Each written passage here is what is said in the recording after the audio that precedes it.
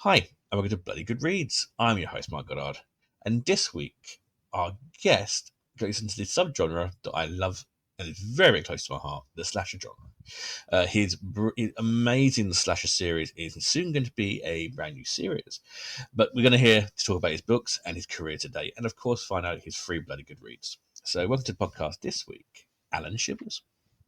Thanks for having me, Mark. It No was a nice worries. introduction. Thank you. I'm happy to hear you're a slasher fan too. That we definitely have some things in Oh, common to start with. Then. Oh, definitely. It's one thing that drew me to your series was the slasher genre. I'm a huge slasher fan. Yeah. Okay. Um, Great. always have been, always will be. But Same here, man. and a first guest from Belgium as well. So Yeah. that's a first for us in 100 episodes. Yeah. Feeling special. What we like to do here on Bloody Good Reads is force authors to pick 3 books they love because I'm a bastard. However, before we get on to your amazing books and where you are today, what I'd like to ask every guest is, how did you get into the horror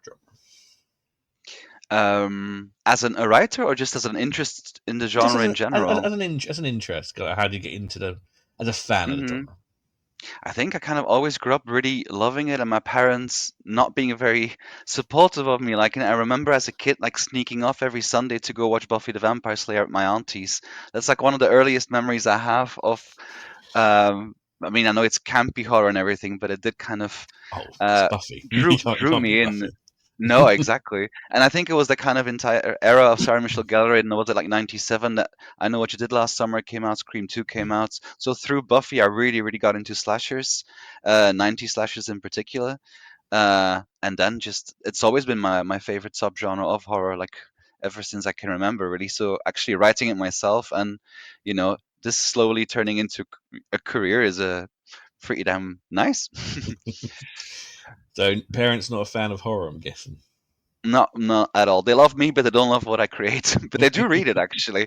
I think they have nightmares over it, but I mean I'll take it as a compliment. So Awesome, awesome.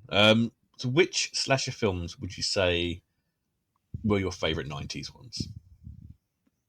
well, I Know What You Did Last Summer for sure. I know a lot of people are not the biggest fan of that, but for me particularly, it's because of uh, Sarah Michelle Gellar's chase scene in that one. I think for me that's one of the best all-time chase scenes. And my pen name, which is Alan Shivers, comes from Helen Shivers, which is the character in I Know What You Did Last Summer. So that kind of shows how much into Yeah, 90s slashes that I am.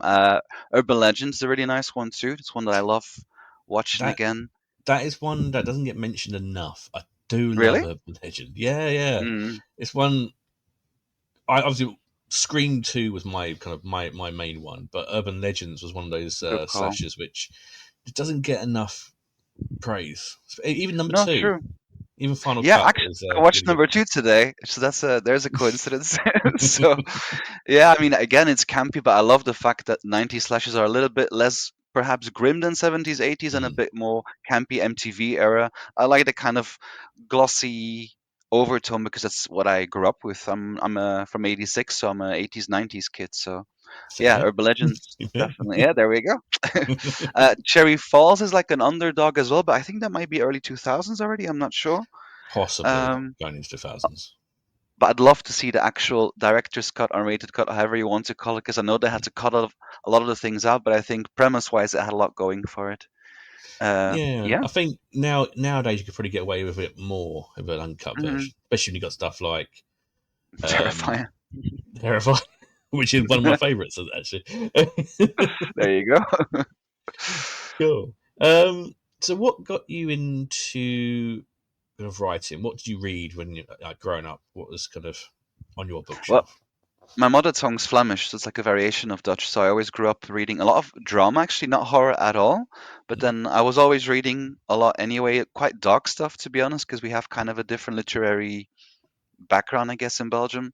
But then I studied English Spanish literature at university, and then I moved to the UK to continue in Manchester for a while.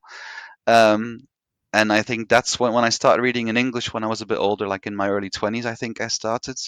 That's when I started exploring the horror genre in English because it's not that big of a genre, sadly, in Flemish or in Belgium or in French because it's bilingual. I live in Brussels, it's a bilingual city. So yeah, it kind of came through going into the Anglophone world and moving to Manchester as a student at university, I think. Okay. So, what were kind of the big authors in Belgium then? Because I not really know much of the kind of Flemish kind of Oof, storytelling here. yeah, that's What the would you thing. recommend? Let's The start. thing is, I don't even know if they're translated into English because, of course, I read them in my Oh. mother tongue. But I don't even know if they would because they're so like close to Flemish folklore, and there is some kind of like mythological, folklorical. Is that a word? If it's not, it is now. We'll make it a word. Elements. There you go. Neologism of the day. But I don't think it would be translated. It's very, very niche. Very, yeah, Mm. Flemish, I guess. Cool, cool. So, before we get into kind of your main series and how you got into kind of the slasher genre writing yourself, Mhm. again, what we'd like to do here is force authors to pick 3 books they love. So, what is the I love first that you book said you false. picked? Yeah. I tried to pick 3 books that were close to my heart for different reasons. First reason, those 3 authors have become friends of mine that I'm very grateful for and that have helped me a lot over the last couple of years. First one I want to shout out to is Matthew Clark, Winter Wonderlands. Mhm, Was an arc reader for him as well. Even though it is a Christmas book or whatever, I'd never really read a horror book that's also Bizarro book at the same time. mhm, So he's really known for his Bizarro elements and also writes Bizarro and horror separately. mhm. So it's kind of like Alice in Wonderland on Christmas crack, I would say. Uh, Fair. that one, and very splattery, but still has a lot of heart. For me, whatever I read, it needs to have. There needs to be empathy. There needs to be emotional intelligence linked to the author. If it's just for the sake of slashing or killing, it's not gonna hook me. So Matt Clark is definitely the first one. Very Um, good pick. Cool. Yeah, I believe so too. The other 2 are slashers. I tried to be original, but yeah, if you're a slasher fan, you know it happens. So, second one is Sarah Jules's Don't Lie, which is a slasher set close to where you're from. I think it's by the UK coastal city somewhere. I Mhm, forgot where mhm, it's set, but she's become a really good friend, and she was one of the first authors that kind of helped me out when I was just starting. I mean, I'm still just starting. It's only been like 2 and a bit years, but you know, Yeah, uh, you've and written a lot in that amount of time, though. yeah, 6 books. I mean, I did my best. But her slasher is really dark, which I love. Mm, It doesn't have that campy element. It goes really kind of grim, more 70s. Has a bit of that Last House on the Left vibe to me, which I love. mhm. Together with Texas Chainsaw, but then it's set in a coastal town in the UK. So if you haven't read it, definitely do. Don't lie. I've read all of her books, Sarah Jules, and I'm a big fan, to be honest. A lot of heart. And then the last one is Canadian one, also has become a good friend. Emerald O'Brien's Bleed, which is a slasher series. There's 5 in total, but the first 3 have been released. Don't know if you've heard of this one. I've heard of the Uh, book. Haven't had him on yet, and I haven't read him, but it's been popping up on my feed a lot. yeah, yeah, and rightfully so. She's mostly known as a psychological thriller author. She's written, I think, almost 30 books by now, like a Mm, best-selling author. And then she made the switch to her first slasher, which is this one, Bleed, just when I started writing as well. So actually, with Sarah Jules, Emerald O'Brien, and myself, they kind of got together as slasher queens and started kind of like talking to each other a lot. And yeah, so those 3 people have influenced me a lot. And I'm doing a convention next month in Brussels at BIF, which is the biggest horror festival in Europe, Brussels International Fantasy Horror Film Festival. And Matt will be there next to myself as well. So that would be nice to get the Brit over to Belgium. So yeah, those 3 are my picks. Brilliant, really good pick, and ones we have never had before. So I'm even happier with that. Yeah, Always 100 good. episodes. You get a lot of similar ones after 100 Oh episodes. yeah, I can imagine. Yeah. You haven't mentioned Stephen King yet, so I'm quite happy. Anyway, so No, sorry, I'm sticking to indie for now. So. I'm happy with that. Cool. So, when did the urge to start writing begin for you? When in my teenage years, I think. Actually before. I remember as a kid, 8, 9 years old, I used to draw comic books. I'm a horrible drawer, but in my head I was good at that age, and it was always slashers. Even then, I'm an openly gay man and whatnot, but there was always these women with massive cleavage, short skirts on, the archetypical final girls from the 70s, From 80s, the 80s, slumber yeah. party massacre kind of vibe. And I remember my family just going, "What is he drawing? He's like 8 or 9." So I think it started with that, and then of course studying. I did mostly like I said, English, Spanish literature and poetry. So I did a lot of poetry writing. Never published anything. Never felt good enough, to be honest. And then it just kind of happened during the pandemic, which is, I think, for a lot of creative people, a moment when you kind of make a switch, when you're more isolated and you really do a bit more introspection and you think, might as well give this a go. So the actual writing of the first book of Europea Halls, the first one, started 3, 4 years ago, I think. Not really thinking I would release anything, just kind of for fun's sake. Then letting some friends read it, some family members read it, and they were like, "Yeah, I think you should go for this." La la la, and voila, here we are. Yeah, I mean, a couple of years later, it's been, picked up as a possible series as well, which must be very exciting for yourself. Yeah, yeah. Poof, it's kind of crazy. It's very overwhelming in a way. You kind of, a lot of the times, because Alan Shivers is my pen name as well, it's not my real name. So whenever something happens with meetings and I see that name pop up, it's almost like an out of body experience that I think, who would pick up my little indie book and invests that much time and money and to make this a proper series? So yeah, it's mad. I can't wrap my Mhm. head around it, to be honest. I know you can't tell me much about the series, so I won't ask many questions about it. But the book series, I can. So, tell us a little bit about Europa Halls, and was it always supposed to be a trilogy, and kind of give us a bit hmm of detail behind that? Yeah, from the get-go, Europea Halls was my debut. It became a trilogy, but the moment I started writing and taking it seriously, I have a friend from London who's an author as well, and who's been doing really well. And she told me, as an indie author, it's best if you're starting out. Well, I guess it's subjective to write either series or trilogies, or to get the name out there and to start moving. And slashers are also kind of known as either trilogies or sagas or something very often. So it created more of an opportunity to make good character arcs, to go dig a little deeper when it comes to trauma and things like PTSD, for example, that you don't always get a chance to dig into when it's just one slasher, because it tends to be a little bit surface level. Mhm. So that's why I opted for a trilogy, and I'm very, yeah, happy I did so. It was even emotional when it was done. I remember having a cigarette on the balcony, feeling very dramatic about everything. When the final words of number 3 was done, I was like, "What the heck am I supposed to do now?" So it took a while after that third one to get new ideas again. I think it was 2, 3 months where I was just completely blocked mentally, because you put so much into that, like a year and a half, 2 years of your life into basically one storyline, even though it's 3 books. So Yeah. yeah. It must be hard trying to get away from the characters that you've kind of molded into this big kind of finale.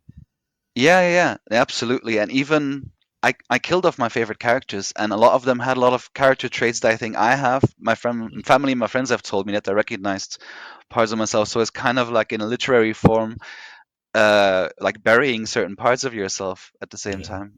time. So yeah, Europea Halls is it's a slasher set in Brussels, the first one, about 6 European girls who go to a fancy boarding school in Brussels, and they get stalked by, obviously, a slasher. But there's a bit more behind it when it comes to different social classes and different cultural elements. Uh, yeah, so the first one was an homage to 90 slashers for sure, but then Mhm. it became a bit deeper. And I think when the first one was, for me, well received as a little newbie, I dared to open up a bit more, and I talked more about things that I've gone through myself, such as PTSD and trauma and whatnot. And it was kind of liberating to be able to inject that into the characters as well. So yeah, it became really personal after a while. It's got to be a weird question. So, did you was I the like them weird. killer always kind of did you always know who the killer was going to be, or was this more of a kind of keep writing and see kind of thing? Actually, I knew who the original killer was going to be in the first book, which was a different killer to who it ended up being. And then about 20 pages to the end, I was like, this has been done so many times, I thought, with the original idea that I had. So I Yeah. completely switched it around. And I'm glad I did, because a lot of people didn't see the twist coming. So, yeah, so that was very last minute. because there's been so many slasher movies, Yeah. Hmm. you kind of know a lot of the endings, or kind of can guess them. So yeah, Yeah, yeah, to, yeah. to be able to kind of 100%. switch it up and kind of get people, it's good. Yeah, it's a very formulaic genre if you think about it, right? Even with the three Mm, acts, the first girl, the final girl, the yeah, funny guy who ends up being killed and whatnot. So I really tried to subvert the tropes as much as I could and also just have fun with that. the boyfriend who ends up being the killer, then the boyfriend in the second one who isn't the killer, but could be the Who killer. knows? Yeah, Yeah, could be the mother, could be somebody else. there you go. Cool. So Namaste. I forgot. Namaste Slasher. Yeah, Slasher. no, no worries. Yeah. So where do we go from this? It's not. This is completely standalone, not connected towards. Yes and no. I tried to kind of. This was not the intention either, but I'm writing book 6 now, and when I started writing the Namaste Slasher, it was gonna be a standalone. But then, as I was writing it, I found some kind of a link between characters, and it is a standalone. You can read it as that, but it's also Mm, prequel to my upcoming book. And actually, in all of the books, there's some kind of similarities. Someone is a family member of someone else, or someone has been to a certain location. So it's kind of a slasher metaverse, or if you will. Uh, yeah, and that one is different because that focuses on a mindfulness retreat in the Croatian mountains where some people go to find themselves, and again, kind of personal in a way too, because I meditate every day and I do yoga every day, things like this. So it was really fun mocking myself and not taking myself too seriously.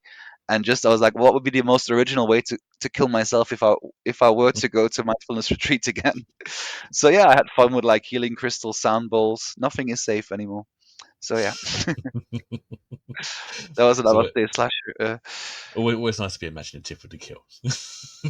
Yeah, it's tricky to be imaginative, even weapon wise. If there's, as you said, there's been so many slashes over the years. So And I mean, hey, Terrifier 3 kind of pushed the boundaries on that one as well. So, yeah, true. who knew? Who Damn. knew what you could do with a pipe and a rat? But Oh God, Jesus. Yeah, that was. I think that was the most horrific for me, even though other ones were more visceral. yeah, But that one, just the thought of the crawly kind of. that's But the I think, only one that got me. It's the only one yeah, that got me. of the Yeah, third one, you mean, of the of third out one. of Of all the three third of one. them? Yeah, Yeah, of the third one. The second one I thought was actually worse than the third same. one.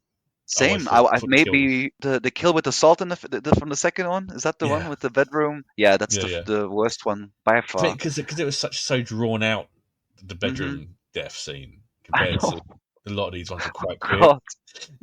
I know. When the mom came in the second and she was like, "Mom," I was like, "Oh, please let the woman die already." Jesus Christ.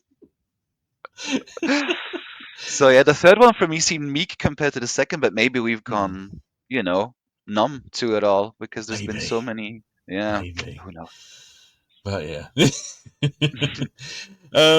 Cool. So that's where we get to your fifth book, which is your brand new book. Is Killer Vocals. So you've gone for a bit of a girl band slasher.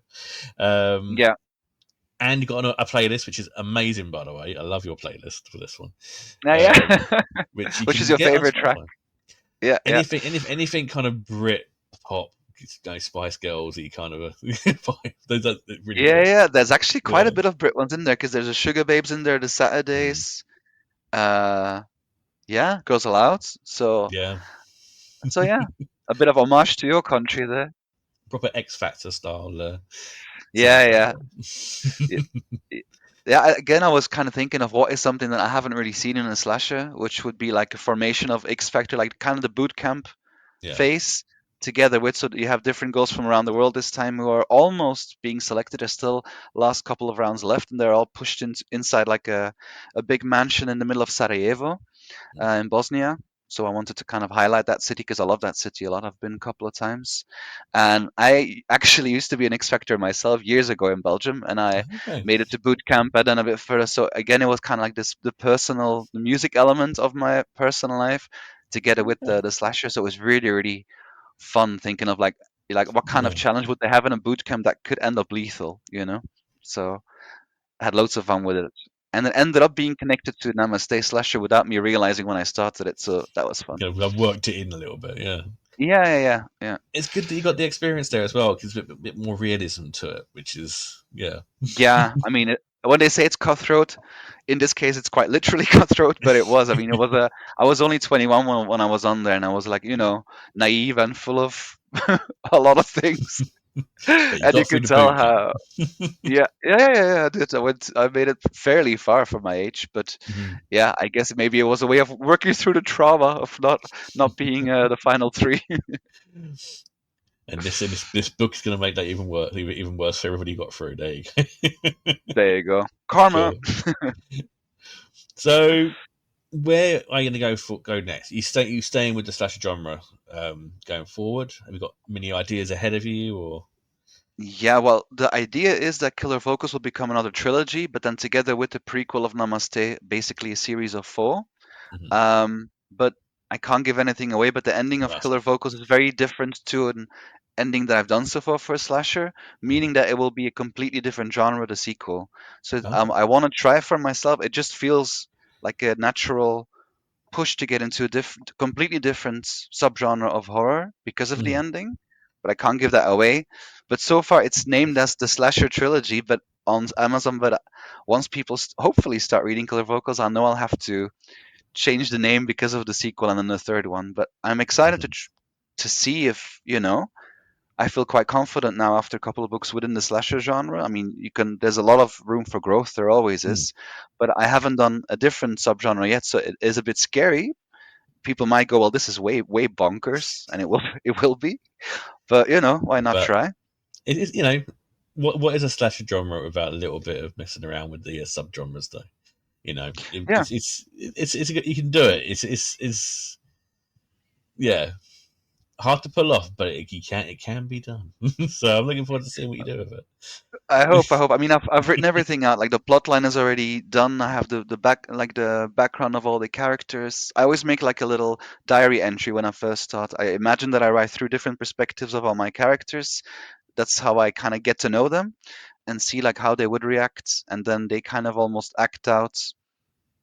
It's kind of more coming from them than from myself, if that makes sense. So Yeah. yeah, we'll see. Brilliant. So that is a lot of books for you there for everybody to read. The brand new book, which is Killer Vocals, comes out this month, Yeah, the 29th. Yep. And actually it 29th of comes out March. the day that I'll be in Canterbury. I'll be on the indie horror chapter convention. Okay. So it'll be really nice because I've never like released or published a book on the day where there's other authors around. So it'll be really nice to maybe not feel Mm. that, isolated because other authors, they know how it feels. It's a Yeah. very unique feeling. So it'd be That'll nice be to be nice. surrounded by peers. Yeah. So go and pre-order that now. Also, grab a copy of Namaste Slasher to kind of set yourself up, and of Yep, course, yep. go and check out the previous three books as well. Because why not? Europea Halls is waiting. Yeah, I mean they're not long reads, so they're an easy read. Mm, So go and check them out now as well if you're into I your appreciate. slashers. Um, Thank you. so what would you class then as your top five horror movies of all time? Boy, Chris There we go. smacking that in my face. Hey, if picking three books wasn't hard enough, Oof. Can I ask yours first? Just because I'm curious. mine. Okay, not all Didn't see that slashers. one coming, huh? Yeah. Not all slashers. I'd say, ooh, Scream 2 has always been one of my favourites. Really Um, good chase scenes, that one. Good choice. yeah, very good. And when you first watch you don't know who it's going to be. It throws you off quite a lot near the end, really. Hmm. Them, which is a French film, um, really tense, really, really, really brutal. Hmm. Um, Hush, which was on Netflix about the deaf lady and the guy stalking her outside. I still Uh, haven't watched it, so I mean, if it's in your it's top really five, then good. I should definitely give it a go. Yeah, It quite is tense. really, really, really good. I like that one. Oh, can't know. That's my top three. Anything really like Switchblade Romance. Hmm. That's always up there. One of my favorite ones. Stuff like Martyrs, stuff that you wouldn't watch again, but are really Oof. good. Stuff like And Martyrs. that's a Belgian production, by the way, Martis. Hmm, Partly French, yeah, Belgian, Canadian, I think. Yeah. it's a hard watch, but yeah. Hmm. Possibly even it's a British film. called Eden Lake, which Oh, no way! I was thinking of the same one. yeah, Yeah, yeah, yeah. That's really good. It's a really bleak ending, but very good. Yeah. it's one of the most horrific endings because you know she's going to die at the end. Yeah, Spoiler alert. Yeah. yeah, and he's a very good director as well. He's just done Speak No Evil's reboot, which was very good. I managed to speak to him as well last year, Hmm. which was Oh, very okay, nerve great. wracking. But yeah, Yeah, that no, would I be can kind of my imagine. my top kind of tiers Yeah. of where I'll be. Oh, good part. I was thinking in my top five, the original Speak No Evil. I don't think I could ever watch it again. Hmm. I think it's is the one you mean the Dutch Danish one, right? Yeah. When you talk under, yeah, yeah. Because I remember that ending was so horrific. But if Hmm. I'm thinking top five, I'm thinking, okay, what really stuck with me, you know? And that one Hmm. definitely did. It's not the top, so maybe number five. The Descent is definitely Very one that good. I love. Yeah, British ending or American ending? British, duh, Yeah, of of course. course. Yeah. I mean, rhetorical questions, anyone? No, 100%. I watched American and was like, come on, it doesn't always have to be that way. But yeah, that's what Stop happens quite making it often with happy. remakes. I know. I mean, it's bleak country. It's grim. So yeah, Descent 3 and a 4, sorry. Thinking it's probably cliche, but I've watched the original Halloween so many times, and it's such a Mm. staple. So Halloween set from '78 definitely has to be in there. I Know What You Did Last Summer. I've watched Hmm. that probably 30 times by now. Number two. Um, Thinking what's one that really stuck with me. Sorry if I'm taking a while. You can No, cut no, that out if it's. no, it's fine. Just thinking one that really stuck. Oh, oh, yes, I've got it. Cold Mm. Prey. I Have you know heard of Cold Prey? I've heard of it, never seen it though. The original It's name's on my Frit Filt. list. So it's Norwegian slasher trilogy. Mm. I've spoken to the director a couple of times too. I've been in talks with him. Really nice guy. He made the Tomb Raider remake, also made Yeah. Trolls, the Norwegian horror one that's on Netflix. Yes. Yes. But like Cold Prey kind of puts together different American slasher elements from over the years, and that makes it super European. That's the best way I can describe it. And set in a in a small snowed under village in Norway. Yeah, that one is so great. There's so much humor in there too, but it never gets camp. I don't think I've ever felt as empathically connected to male characters in a slasher. Because for me, I tend to connect more to the female ones. I go through the long chase scenes, and they usually make those scenes way more dramatic than the male kills. But Mm-hmm. with Cold Prey, it's the opposite. Like they're very very intense chase scenes for men, which doesn't very happen very often in the genre. So there's me having a ramble. Sorry. So Cold No. Prey it is. I'd have to give it a try. It's been on my list. I've Please do. always kind Please of do. gone past, but I've never really actually watched. Okay. Okay. Yeah. I If might you, give if, that one. what would you say are some of your favorite slasher films then to kind of see if Cold Prey would fit in there for you? Scream 2? Scream 2. I know it did last summer. Urban Ah, Legend. man after my heart. Oh, yeah, keep it coming. Um, Friday the 13th, but going into the later ones because I like a bit Mm-hmm. more camp. Mm-hmm. Um, Halloween, but the Jamie trilogy Mm-hmm. more than the original. Halloween Um, Resurrection. Sorry. Not Resurrection. Do you know what though? Resurrection is not as bad as you think. It's fun. It's It's a fun. People fun shit on it slasher. a lot because, of course, the opening is horrible for Yeah, Jamie's character, but it's a fun slasher. Yeah. I know, but it's still fun. Um, Yeah. Terrifier, I do like Terrifier. Mm-hmm. Yeah. Um, don't really modern ones. Think of the modern ones that stuck with me, maybe that you would know. What's it called again? Oh, the one where there's like this posh family together in a house, they're locked in, and from maybe 10 years ago, and I never got why I never got a sequel because it's so good. And the killers have different animal masks on. I forgot now. Not ready on. Oh, No, no, I no, know. not I ready know or which not. one. No, I know which one you mean though.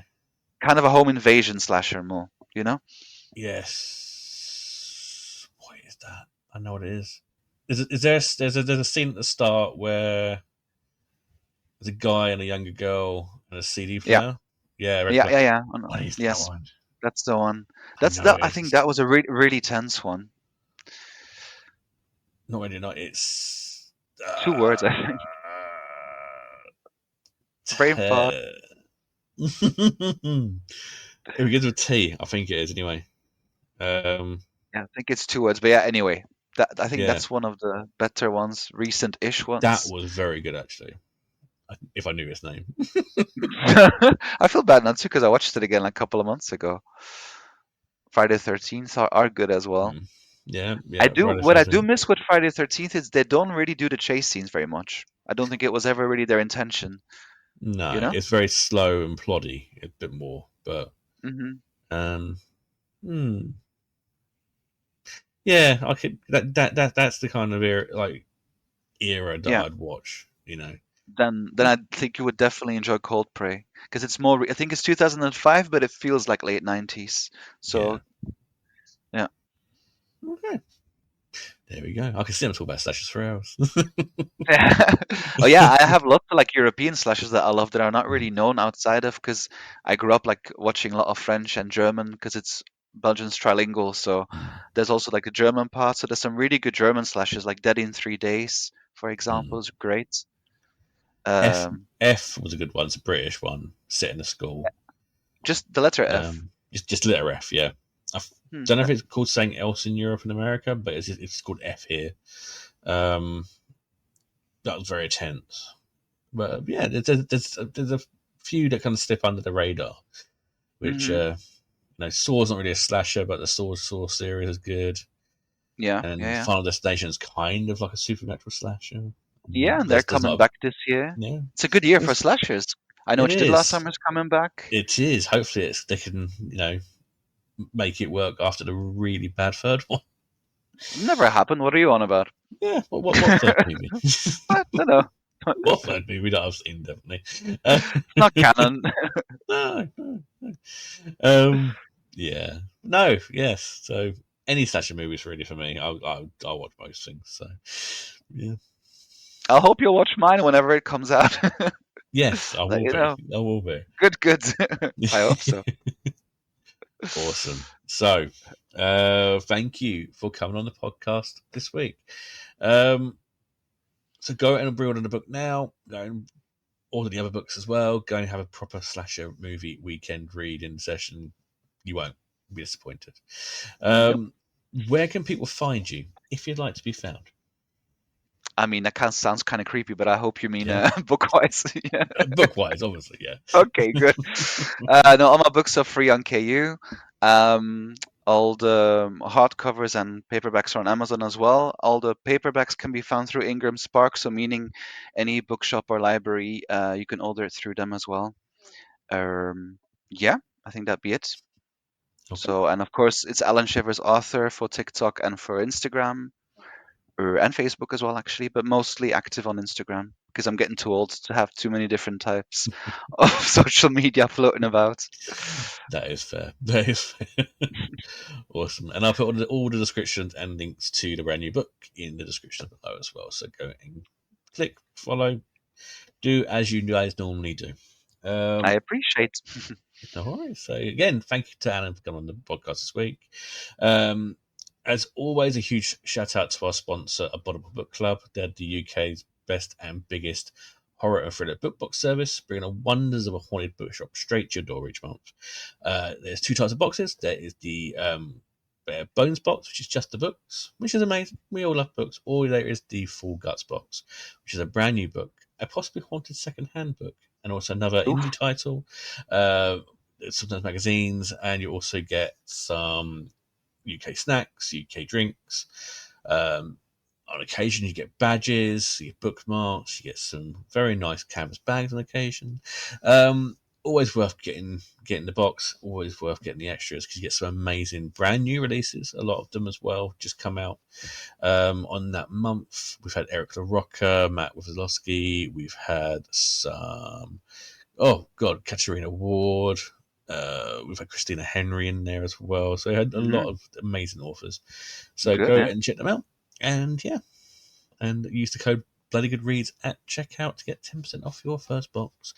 You can also catch us over on all the socials at Bloody Good Reads. No point going all to all of them: X, Facebook, Instagram, TikTok. Twitch. We're all on all of them. OnlyFans. Not yet, but you never know. Could get desperate.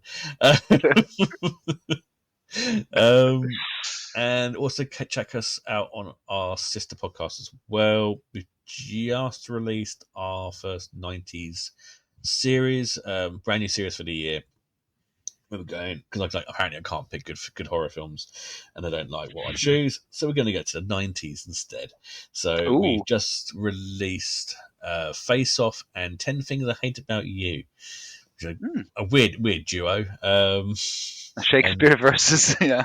yeah, and next month is Nars Choices, which is Jurassic Park and Pulp Fiction. Ooh, Then we get into my choices, which is going to be Urban Legends there we go. and Hellraiser 3. Ooh, okay. I know So, my pick. But yeah. no. But yeah, go check us out on that one. We've got some fun episodes coming up on there. So yeah, go check us out. And we've also got some mini episodes as well. It'd be me and Hunter Shea, probably with another guest as well, doing a few modern movie reviews as well coming up soon. So just keep an eye out for that as well. As always, I've been your host, Mike Goddard, and I'll see you next time.